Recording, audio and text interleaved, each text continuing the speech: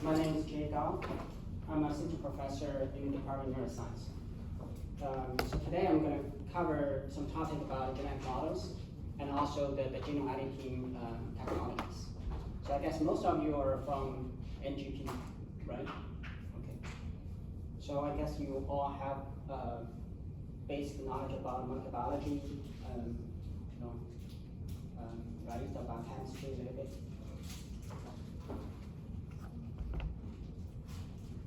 So I guess most of here are in the PhD program, so I assume they are all involved in basic research.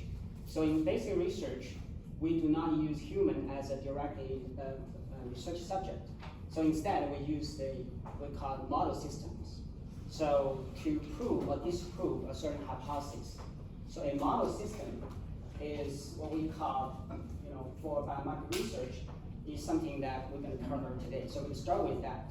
So this is the learning object for this class. So first of all, we'll cover the model system for the biological research. And then we mainly focus on the transgenic mice model as a tool for the biomedical research. And then for the second part of the talk, I'm going to cover about genome editing technologies and how we can apply genome editing technology to generating transgenic or knockout mice model for the basic research. And then we're going to focus on the CRISPR-Cas9 system for that purpose. Okay, and that said, we are all basic scientists. We try to study certain biological functions. So when we study, ask a question, we want to use a certain model system. So a model system is kind of suitable for study a certain biological process due to certain traits. For example, their similarity to humans, right? So we all try to cure human disease, not mice, but nevertheless, we still use mice model. The reason that is because there's 95 genetic similarity between mice and humans. And also they have a certain traits such as easy to manipulate and easy to reproduce. So, and also they should have very well studied genome or biology so that we can really compare the results from our studies. So the commonly used model we can see here is from the mammalian model. Commonly used are rodents and monkeys. And then some people also use flies, zebrafish, worm. And then down to the bottom, for some study, we use primate cells and cancer cell lines. And then finally, we have a biochemistry. Basically, we have a purified molecules. If you look at the list of these model systems commonly used in the basic research, you'll find that their complexity reduced, right? So from the top to the bottom, so the top one is the most complicated system for the research, and the bottom is the most simplified, such as a purified molecule. But of course, with the reduction of complication and then increase the easy to manipulate, and then the most straightforward way to prove the hypothesis. So the choice of the model system is really depends on the biological questions we are asking. For example, if we're studying like complicated disease, such as diabetes, Alzheimer's disease, cancer, so we cannot use a simplified system because that involves a lot of interaction between different cell types, and also these only happen in a complicated biological system. So in this case, mice model or monkey rodent model are the best choice.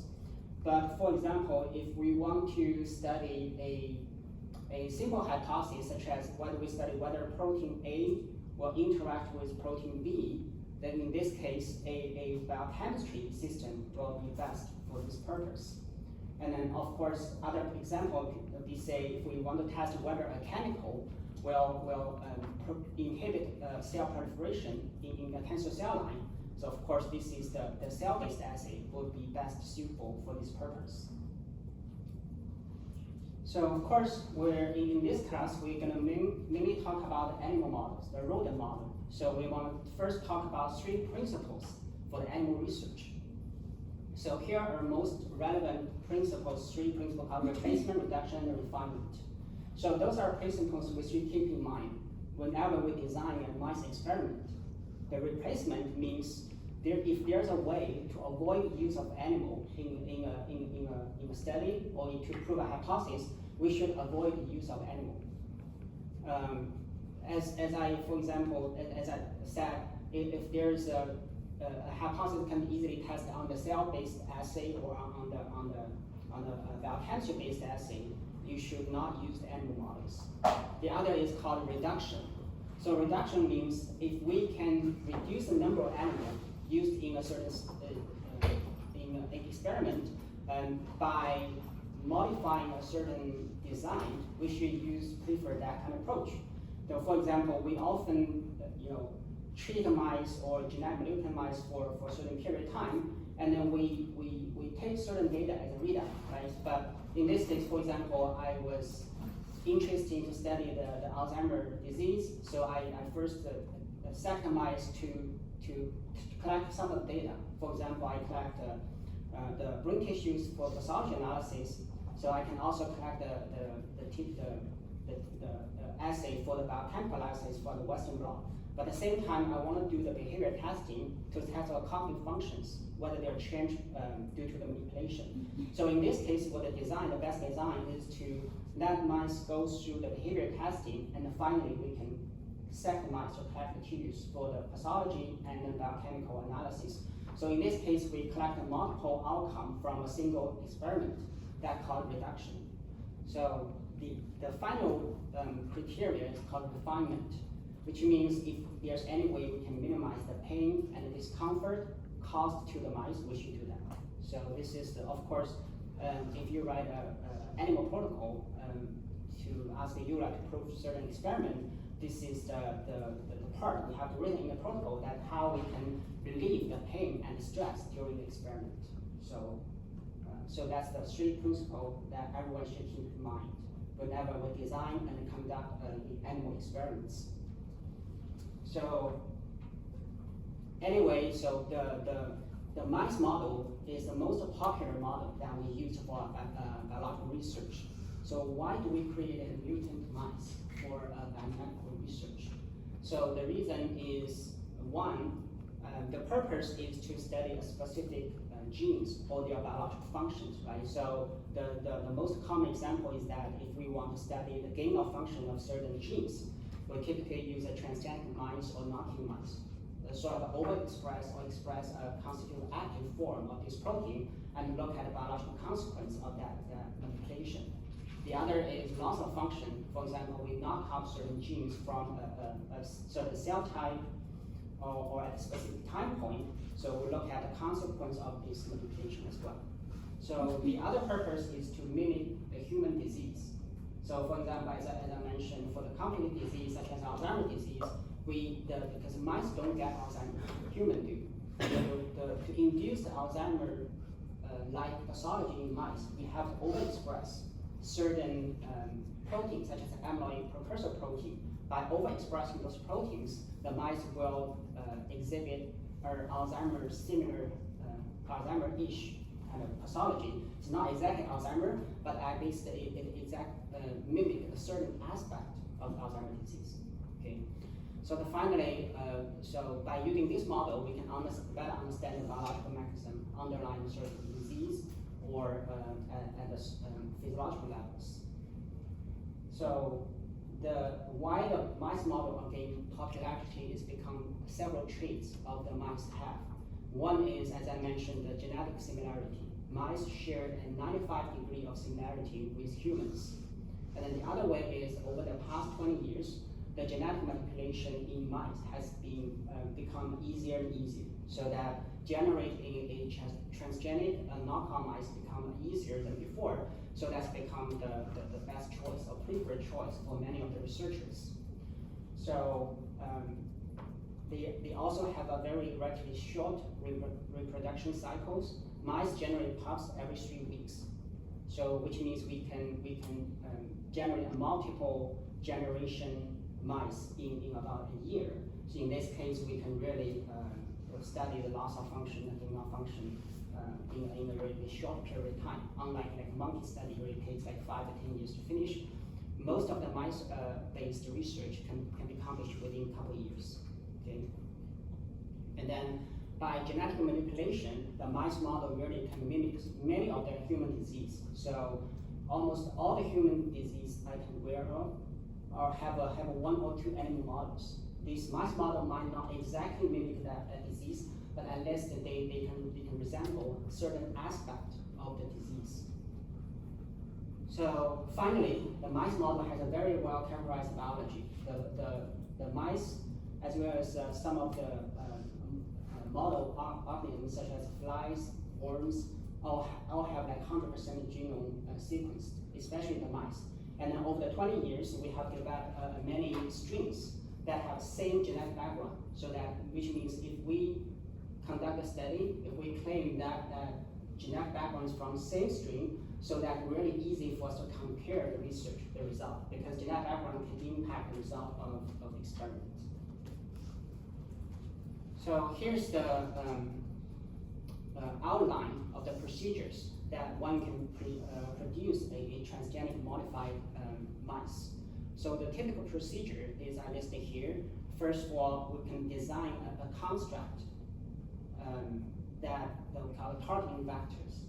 So do you know what vector is or what plasmid is?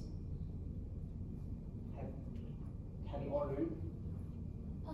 Not in the class specific. Okay. So the plasmid or the vector is a short piece of DNA that has a certain element that can replicate in bacteria. That's how we can get large quantity of genetic material like DNA, and then by doing that, we can use this, insert any exogenous DNA into a certain vector, and then we can use that as a tool to manipulate the genes. So that we call the vectors or like a plasmid. So basically, we want to design a plasmid that basically introduce whatever mutant or like genes we are interested into this plasmid, and then we introduce this vector into the embryonic stem cells. So there's a certain things happen that this gene of interest will replace original, we call it targeting regions. So then we can select and screen the ES. So this is a basic procedure that we collect the ES from the donor mice and then inject the vector that we produced. And then there's a homologous recombination happen that our design targeting construct replace original sequence. So then this ES cell will undergo a selection process. We select the desired trait that we have typically is against the gene of interest. If they have the insertion, then this cell will gain certain such as antibiotic selection. So by doing this, we can select the positive cells. And then after that, we really just inject this ES cell back into the blastocyst. Basically, that's called a recipient mice. So then transfer that back into the uterus, and then they will generate chimeric mice. The chimeric mice will carry a mutant gene as well as their original genes. So because typically we choose the donor mice and then recipient mice from a different strain, so their color is different, so that the chimeric mice will have a different mosaic color. And then by bring to another generation called F1 generation, we basically can genotype those mice and find the offspring that carries that mutation. So this is the outline. Just want you to have a general understanding. So there's certain limitation. One is for those classic traditional homologous mediated recombination, they are very low frequency. You see 1 out of 100 million. So, and then they're very labor intensive. We have multiple rounds of screening, so to identify one part insertion. Right? So it's in about 10 years ago to generate a knockout of transgenic mice takes about 1 or 2 years at least. So I'm gonna go through some of the commonly used mice model that used to manipulate certain gene expression. So first of all, we'll talk about transgenic and knocking mice. Okay, basically the transgenic mice is the mice that carries a foreign genes that was purposely inserted to their genome, so they can study the consequence of this gene overexpression. So the well-known example is that, so we now know that the APP-PS1 mice is a very well-known mice model that used in Alzheimer's research. So these mice will have an amyloid deposition, which is the key feature of Alzheimer's disease. And the deposition of this amyloid plaque starts at about 5-6 months. So the reason because these mice overexpress a chimeric human APP, human amyloid precursor proteins, and also a mutant form of plasmidine, which mediates the cleavage of these APP proteins.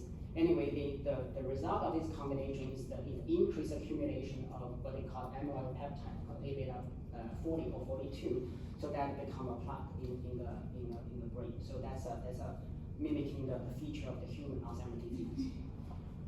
So these transgenic mice usually have a kind of limitation is that they overexpress a foreign gene that foreign gene will carry an undesired biological consequence, not necessarily caused by this the mechanism we proposed. For example, a lot of people criticize that APP-PS1 mice overexpress the APP genes, right? But in human Alzheimer's disease, we don't overexpress these APP genes. So instead, we only have accumulation of A-beta peptide. So these mice often have a seizure, which caused by this overexpression of APP, which is not part of the biological system. So that's why in recent years, more and more people prefer what we call knock-in mice model, which means a specific gene was inserted to a gene that replaced the original genes, so that, or was inserted in a specific locus, so that we have a much better control in expression. Because for the transgenic mice, usually you have a multiple copy of gene inserted to multiple locations of the genome, while knock-in mice only have, like, most cases only have one copy of gene inserted to a desired location.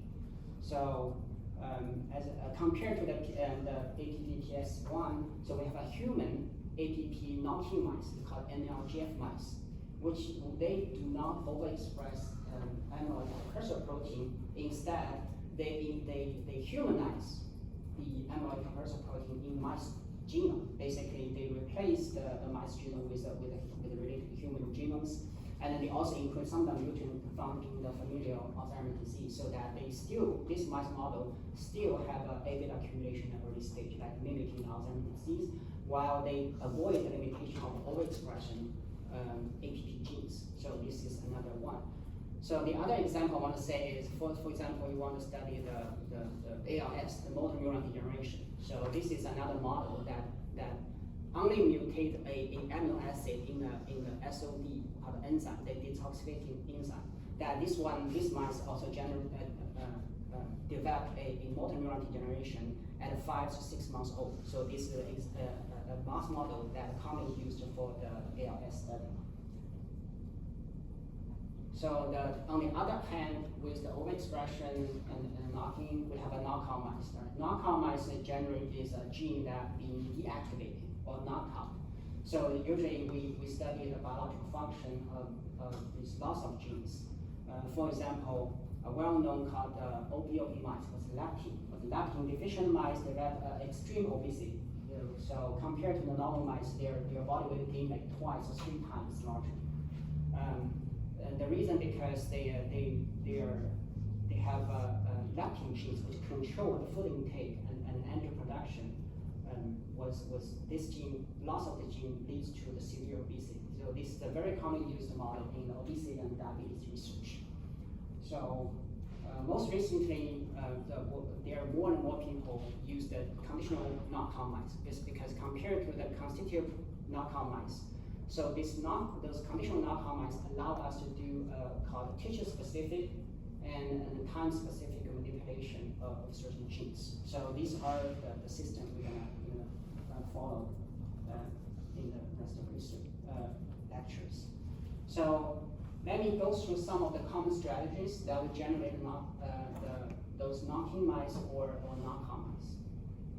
As I mentioned, the transgenic mice lost popularity, and then recently more and more people use the knocking mice. So this is a very well characterized the knocking mice model that replaced the transgenic mice, called Rosa locus knocking mice models. basically, the limitation of traditional transgenic is that we don't know where the gene was inserted in the genome, right? And then also there's a multiple copy of gene inserted after we do the injection. And then they may interrupt the endogenous gene expression, and then the region might not have good expression. So there's a lot of variability, so that each model is not very well controlled. So the ROSA 26 locus is a very well characterized locus that they don't have any functional gene expression, and then importantly, those regions typically adopt an open conformation, which means they have active gene expression. And then, so that's why most people call this gene a safe harbor, because they don't have the side effects that can like disrupt other expression of other genes, and then they don't have the concern of cause undesired consequence. So the advantage of use ROSA 26 is that they have a ubiquitous expression. Basically, if you insert gene in these locus, they can all express in almost all the cell type, all the tissues. And then, as I mentioned, they don't disrupt the endogenous gene expression, which means relatively safe. And then they can use to combine with other manipulating systems, such as the pre-LOXP system. So in reality, people, because we want to make this insertion easier, so people adopt this method called recombinase-mediated cascade exchange docking site. Basically, these docking sites are basically either the LOXP site or FRET site, as is here, and the green triangle you can see here. So once you see the two, the purple triangle and the green triangle, you have a targeting vector have the same site, so that they have a recombination happen, so that the targeting the region in the targeting vector replace the region in the mouse genome, so that this recombination happens fairly efficient, so that it's very easy to generate a ROSA 26 knocking mouse. I'll talk more about this recombinase in the later. So compared to this ROSA 26, there's a traditional homologous recombination mediated knocking, which means if there's certain sequence similarity between the DNA, so there's a chance that they can exchange the sequence between those two, right? So this is called traditional homologous recombination. When that happens, the construct that we call the targeting construct, which is shown down here, will replace the genome locus. Basically, we can choose to replace any sequence we want. In most cases, we want to replace the human sequence or replace a gene with altered function with original one, so that we can test a certain hypothesis we want. So this is called traditional homologous recombination mediated knocking. So I'll give you a more detailed explanation of this is called a single APP knocking mice model that has been very popular in the Alzheimer's research and also often used in many of the lab. So in this case, you can see that the bottom line, in figure B shows you that the only difference between human and mice APP are the exon 16 and 17, a few amino acids. So in order to humanize this mice APP, we choose to incorporate the human APP. The only difference, right? The only difference between that is in the exon 16 and 17. By replacing those two exons, we actually can humanize this mice APP. So here, in addition to incorporating the human-like features, here they also incorporate some of the mutant, like a Swedish mutant on the top and an Arctic mutant, that promote the generation of the amyloid beta peptide. So the strategy is that you see they have the exon 16 and 17 flanked by two regions that are same with the wild type mice genes, and then through the recombination with the targeting vector replace the original gene sequence. And then they have inserted a new myosin here. You can see in the two triangle there's a new myosin, which is the antibiotics selective marker. So after the selection, they identify the positive one, then they can cut this selection marker so that become a non-heme mouse. So the wild-type mice will never develop the APP pathology, but here you can see here that the pathology of APP non-heme mice, by 4, 7, 9 months, they progressively develop a deposition of the amyloid plaque, which is shown here in the green. So these mice are the most popular model used in Alzheimer's research in current day. Okay, so similar to the traditional homologous recombination mediated knocking, here's what they call constitutive knockout mice. Basically, the same strategy that you have a gene of interest. In this case, we typically put a stop in the gene so that when they replace the original gene, such as in between the two Caesar signs, the exon 2, 3, 4, 2 to 6 were replaced by the stop sign, so that basically whenever there's a transcription happen, you'll stop in his stop sign. Basically, literally kind of knock out this gene expression. So the same thing, the construct will replace the original exon from 2 to 6. So in this case, we kind of disrupt the expression of these genes. But the constitutive knockout has certain defect. One is if a gene is very important for the developmental state, for example, right? So these mice usually won't survive. The other is people always want to manipulate the gene expression so that we know that that's a causal relationship. For example, we want to see whether gene A directly linked to the activation of gene B, so that if you have a gene A active or knockout at the beginning, so it's very hard to prove that hypothesis. We want to be able to manipulate better in these mice models. So in this case, people develop a technology to conditionally knock out certain genes. So this is one of the systems called pre-LOX-P system. The pre-LOX-P system has two components. So one component is called LOX-P site. LOX-P site is a short 34 base pair sequence that can be recognized by the other component called pre-recombinase.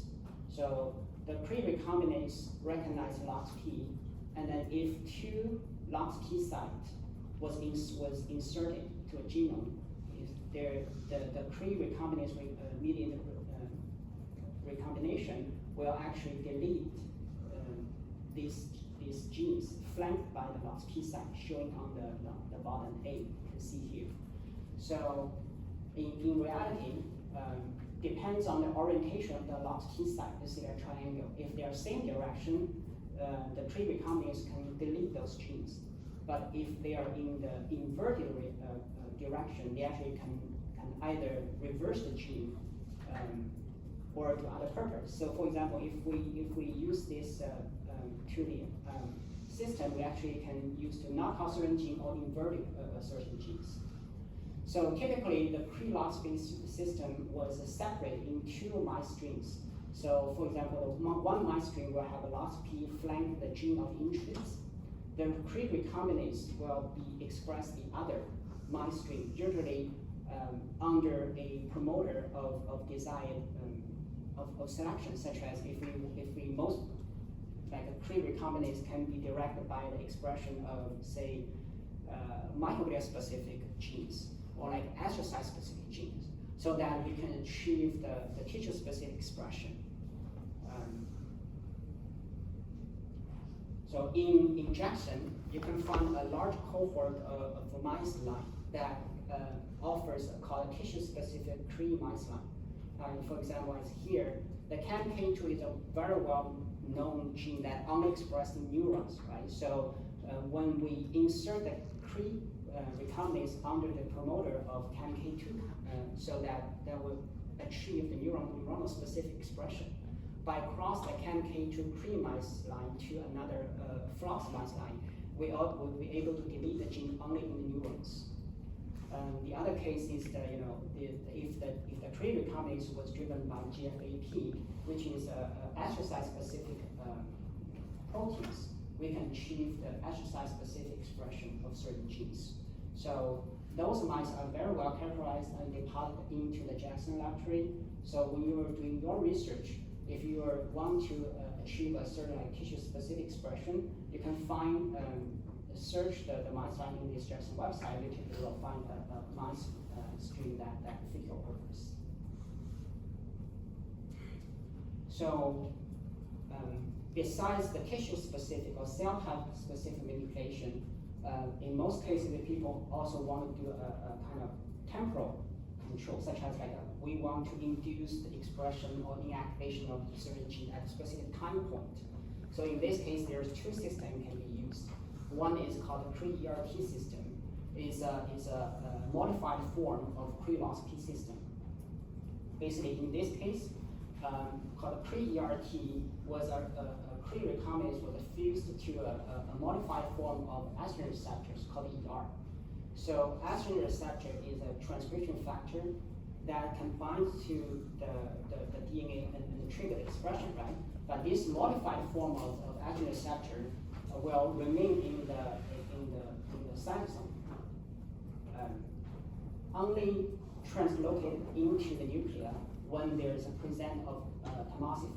So in this case, we can cause a tamoxifen-induced gene expression. By using small molecule, we can turn on or off gene at a specific time point. So here's the cartoon shows here.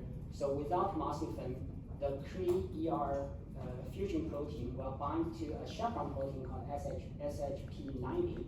And then when there's a presence of tamoxifen, so there's a release of Cre-ERT from the HSP90. And then the Cre-ERT will translocate into the nucleus and bind to, and then they mediate a Cre-mediated recombination and then delete certain genes. By doing this, we can use small molecule to modify the gene deletion at a specific time. So this is one of the systems that be used to control gene expression. So the other form we call inducible doxycycline system has a similar concept. So this doxycycline system has two components.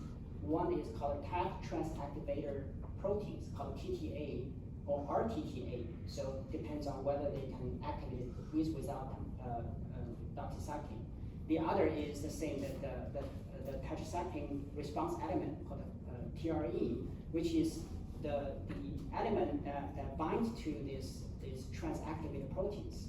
Right? So as I mentioned, depends on the form of transactivated TAT protein, we can divide this system into a TAT-on system or TAT-off system. So the TAT-on system is, this RTTA is only activated when there's a doxycycline in present. So on the top, you can see here that RTTA is usually inactive. So they don't drive the expression of the tree. When you give the mice doxycycline, the doxycycline will bind to the RTTA. Then that RTTA will be able to bind to the TRE element and drive the tree expression. So that the result, the Cre-mediated recombination deletion of certain genes. So the other form called the TAT-off system. The TAT-off system is, which means the TTA will drive the expression of gene constitutively until you put the doxycycline in mice, and then the binding of doxycycline to the TTA will shut off the gene expression. Basically, they take the TTA off the TRE, the elements, so that they shut off the gene expression.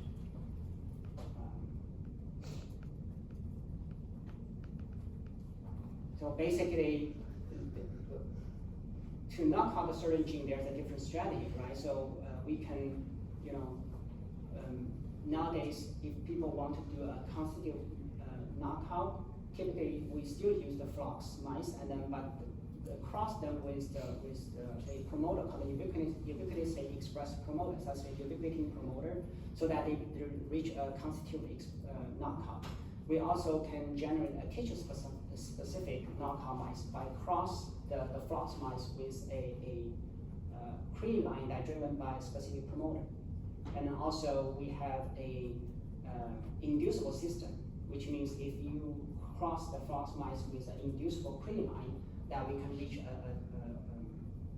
conditional knockout in a specific time point.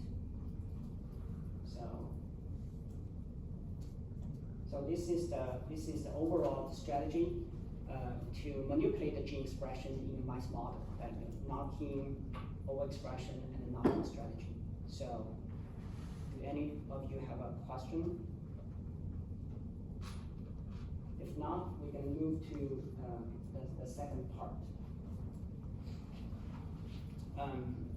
After overview of those strategies to manipulate gene expression, now is what's the best way to generate those mice, right? As I mentioned, the traditional homologous recombination is really low efficient, and then they usually takes years to generate a genetically modified mouse. So recently there's development of gene editing tools, especially the zinc finger, TALEN, and the CRISPR are the most popular three. Those tools can significantly increase the efficiency of targeting genetic modification by introducing a site-specific DNA breaks, the double-strand break, DSB. So by introducing this DSB, we'll be able to significantly increase the efficiency of this recombination. So, and then here shows you the difference between the traditional homologous recombination and the gene editing tools. So as I mentioned, the most difference is the efficiency, which is very high versus the low. So as I mentioned, the traditional recombination happens 1 to 1 million, and then in the gene editing, the highest can reach like 20-30%. It's very high. So as a consequence, the time takes to generate a knockout or transgenic become much shorter. And also, because of the shorter timeline, so these gene editing tools become very versatile. So they can use to target multiple regions. So in old days, if you want to generate a double knockout or triple knockout mouse, it's almost impossible because the time takes to generate. But nowadays, with this genetic editing tools, they become feasible so that you can multiplex different gene manipulations. Okay? So, as I mentioned, all those tools has something in common. They introduce a double-stranded DNA break of DSB. So how they can do that? So basically, these three genome editing tools fall into two categories. So the first two, zinc finger and then the TALEN, has a very similar principle. They all rely on a protein that can recognize specific DNA sequence. Here, you can show here. So the zinc finger technology basically has two components. One is called zinc finger proteins, which can, in here, they can recognize typically like 3 nucleotides. Here, such as down bottom, you can see specific zinc finger domains can recognize maybe the AGC or CTG. By linking different combination of zinc finger, they'd be able to recognize a relatively long DNA sequence, right? So this is one component. The other component is called 4K nuclease. Basically, they can create a double-strand DNA break once the zinc finger protein lead this 4 nuclease into a specific location. So that by fuse those two together, basically we can create a protein that can, when introduced into a cell, they can recognize specific sequence and then create a DNA breaks. Right? So, and also to increase the fidelity, so they can have a pair of zinc finger that can recognize a approximate sequence that can create a DNA breaks at the same time. So this is a methodology that introduced 20 years ago and then still in the development. So the advantage is that they have relatively high specificity, because if you think about if they link like 4 or 5 zinc finger domain together, then they can recognize 20 or 30 nucleotide sequence in any of the genome. These become very specific. And then versatile, which means they can make any recombination, combination between the zinc fingers that can recognize specific sequence. Of course, the downside is that it's very complicated design because the protein that recognizes specific sequence has to be designed for a specific case, such as if you design protein recognize one certain DNA sequence, this same enzyme cannot be used for another application. You have to redesign the protein for another one. So in this case, it's very complicated design. And then of course, they still have some off-target effects, even though, because when you increase the length of the zinc protein, the complexity of design increase. And then if you decrease that, of course, the off-target, non-specific binding will increase. So that's also a trade-off. So there's another similar approach called TALEN, which is transcription activator like effector nuclease technology. So the advantage of the TALEN is that the TALEN repeat, TALEN has two components similar to the zinc finger, is that they have called tail repeat domains. These repeat domains only recognize one nucleotide, so that you see the design relatively simple. And then this TALEN specificity was determined by two amino acids showing on the middle. So these are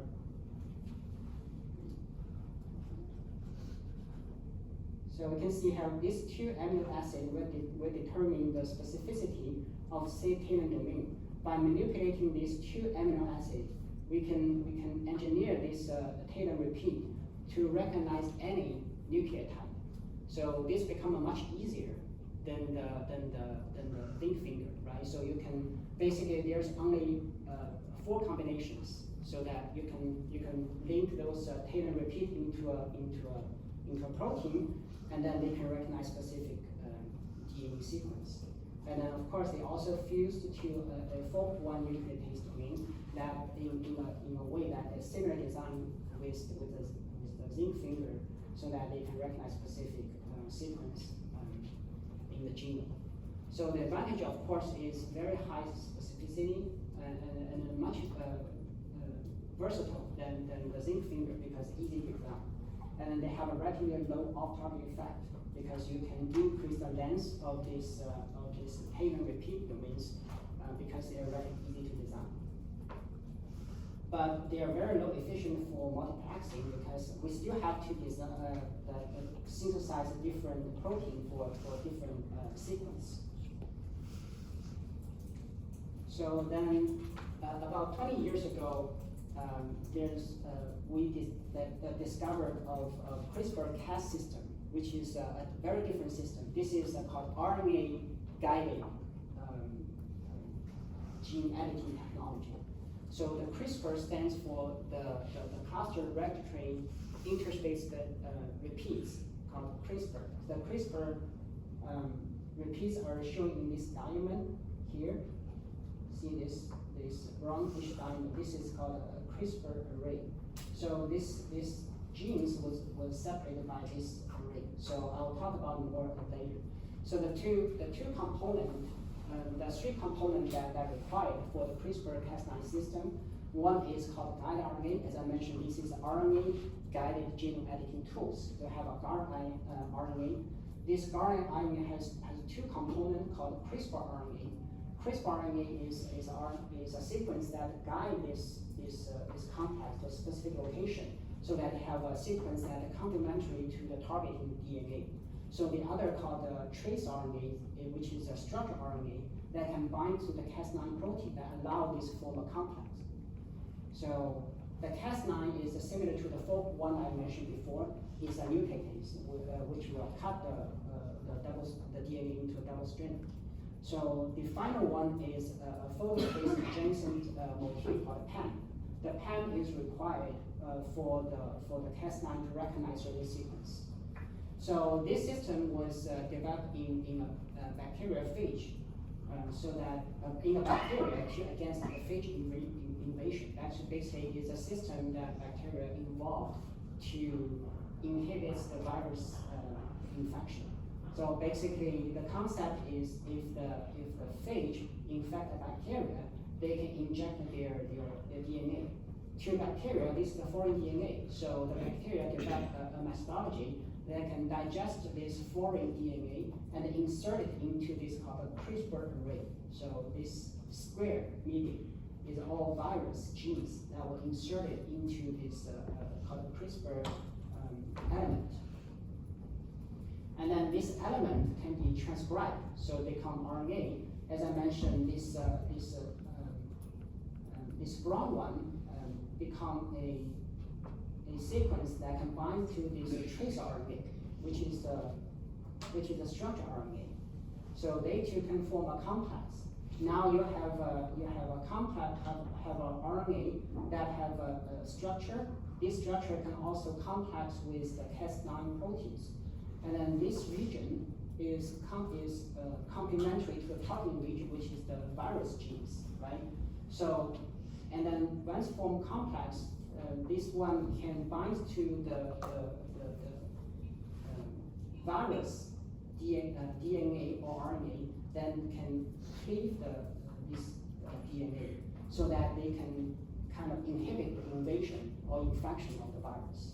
So this is a very smart system, an engine system of bacteria to fight the virus infection. So basically, this created a RNA-guided DNA recognition complex that can cut the DNA, whatever virus infected. As long as the bacteria has been infected with the previous virus, the second the infection will become much harder because the bacteria generate a kind of system against this infection. It's more like a human.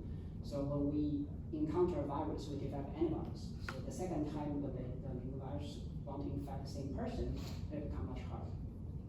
So this is similar to our immune system, but this happens in the bacteria. So after discovering this system, the scientists have made several modifications to adopt this system for gene editing. So the most obvious the modification is that because the guide RNA, as I mentioned before, consists of CRISPR RNA, which is complementary to the targeting DNA, and also the structure RNA called trans RNA. And here, those two become combined together. They no longer become two pieces, become a one piece. So they call small guide RNA. So in this illustrate a small guide RNA, the blue one is the sequence that is complementary to the DNA sequence that we want to target. And then this red one is called structure RNA. Structure RNA form a finger-ish structure that can bind to the Cas9. So in current day, we typically ask a company to synthesize this RNA and then make a complex with Cas9 in vitro, and we transfect this full complex into cells so that they can edit the genes. So these genes become like, originally they have many different components, now become more like two component-ish. One is Cas9, one is the small guide RNA. So the function for each component is Cas9, as I mentioned, will need a double-strand breaks, and then the guide RNA will guide these complex to a specific location. Typically, the blue region will consist of a 20 nucleotide sequence, which complementary to a specific target region, and then this red one is the consistent region that always the same. They just serve as a scaffold purpose to bind to the Cas9 proteins.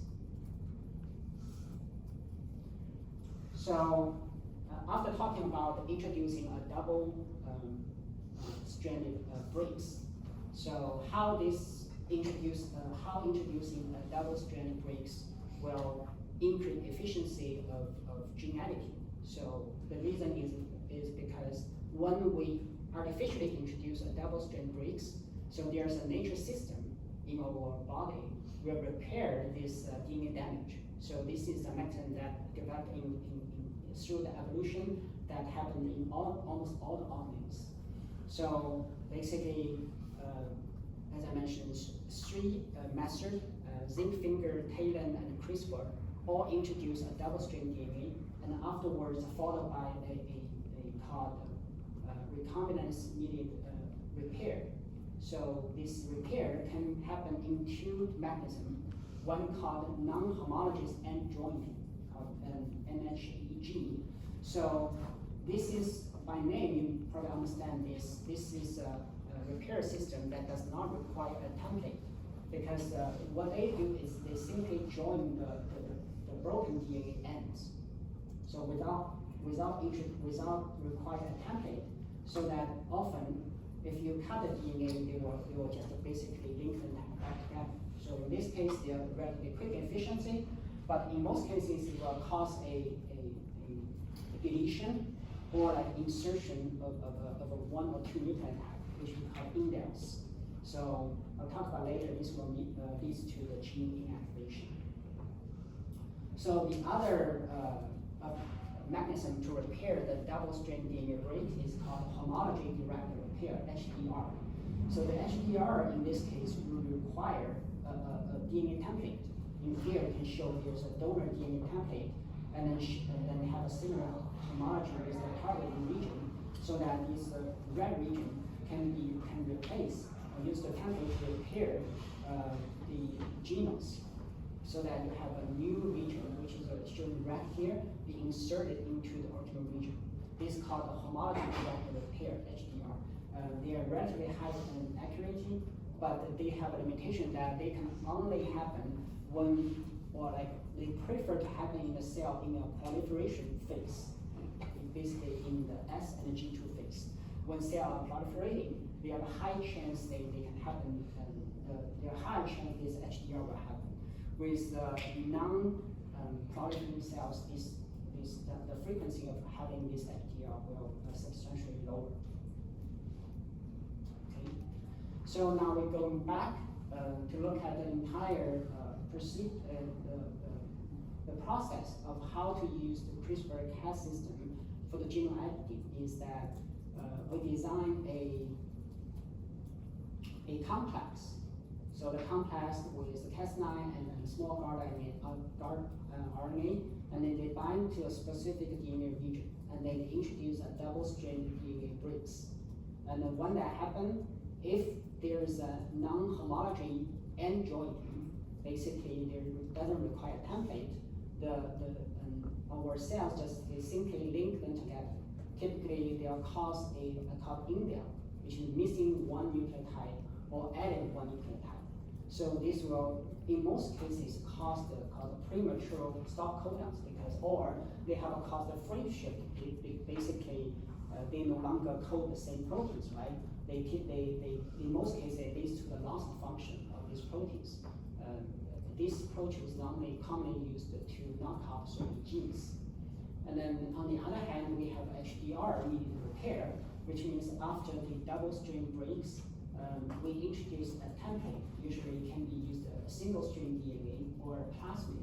So this template can be used to repair the DSB, so that introduce another new sequence into these breaks. So this is HDR can be used for the knocking or the site-specific mutations. So if we compare the 3 genome editing tools, that's Zinc Finger, TALEN, and CRISPR, you can see that in principle they're different, right? They're mechanism. So for the Zinc Finger and TALEN, they use a protein to recognize certain DNA sequence. For the CRISPR-Cas9, it's RNA guided. So, and also they use a different nucleus. For first two, they use a 4-1 nucleus. For the CRISPR-Cas9, they use the Cas9 nucleus. And then their targeting sequence is typically slightly different. For the Zinc Finger, because the complexity of the design, they typically only recognize 9 to 18 repeats. So that's why their fidelity is a little lower. For the TALEN, it's a higher 14 to 20, and then the Cas9 offers a little higher accuracy. So the difficult for engineering is also the first two are a little difficult to engineer, where the CRISPR-Cas9 is relatively easy. So you can simply synthesize a certain RNA that targets a specific region for editing. So that's why the CRISPR-Cas9 system has become more and more popular in recent years for the genome editing programs.